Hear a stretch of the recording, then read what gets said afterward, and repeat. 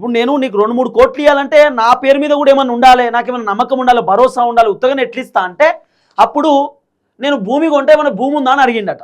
అడిగితే ఈయనేం చేసిండు, అభిషేక్ అనే ఈ వ్యక్తి నాకు ఒక 25 లక్షల 25 ఎకరాల భూమి ఉందని చెప్పిండట.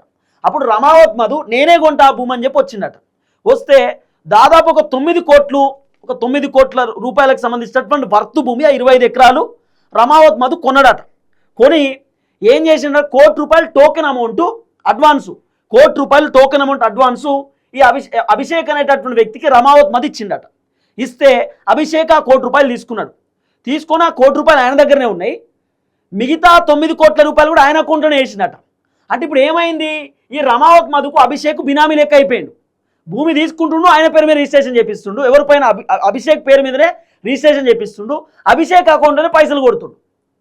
సో ఈ విధంగా అయిపోయేసరికి బినామీ లెక్క అయిపోయాడు. అయితే ఈ భూమి అయిపోయాక ఓ 3 కోట్ల రూపాయలు ఈ అభిషేక్ రమావత్ మధుకి ఇచ్చినట్టు 9 లక్షల రూపాయలు ఏదో వడ్డీ పైసలు ఈ రమావత్ మధు అభిషేక్ కొట్టినట్టు ఇట్లా దగ్గర అయ్యారు, క్లోజ్ అయ్యారు, బాగా మంచి దోస్తాన్ అయింది. అయిన తర్వాత ఈ రమావత్ మధు అభిషేక్కి చెప్పుడు, అభిషేక్ వాళ్ళ కుటుంబ సభ్యులై వీళ్ళే పైసలు తెచ్చి ఆయనకి ఇచ్చుడు. ఇక వడ్డీలు వ్యాపారం అంతా రెడీ అయింది, వీళ్ళకి వడ్డీలు కొడుతున్నాడు రమావత్ మధు. ఈయన ఏం చేస్తారంటే మా ఉదయ్ ఇచ్చేటటువంటి ₹1,00,00,000 ఈయన చేసే కథ, మా ఉదయ్ ₹1,00,00,000 ఇచ్చిండు అనుకో, ఉదయ్ ₹1,00,00,000 తీసుకుంటాడు రమావత్ మధు, నా ₹1,00,00,000 తీసుకుంటాడు. మళ్ళా మా వాడు సుధీర్ ₹1,00,00,000 తీసుకుంటాడు. తీసుకొని ఉదయ్ ఇచ్చేటటువంటి పైసలు సుధీర్కి వడ్డీ చేస్తాడు, సుధీర్ దగ్గర తీసుకున్నటువంటి పైసలు నాకు వడ్డీ చేస్తాడు. ఇట్లా రొటేషన్ చేస్తాడు. కొత్త వాళ్ళు ఎవరు పైసలు ఇస్తే ఆ పైసలకి వెళ్ళి వడ్డీలు కడతా ఉంటాడు అన్నట్టు. అంతే, పైసలన్నీ వాడుకుంటాడు. కొత్త వాళ్ళు పైసలు కడితే పాత వాళ్ళకి వడ్డీలు ఇచ్చుకుంటూ పోతాడు. గది ఆయన చేసేటటువంటి పని.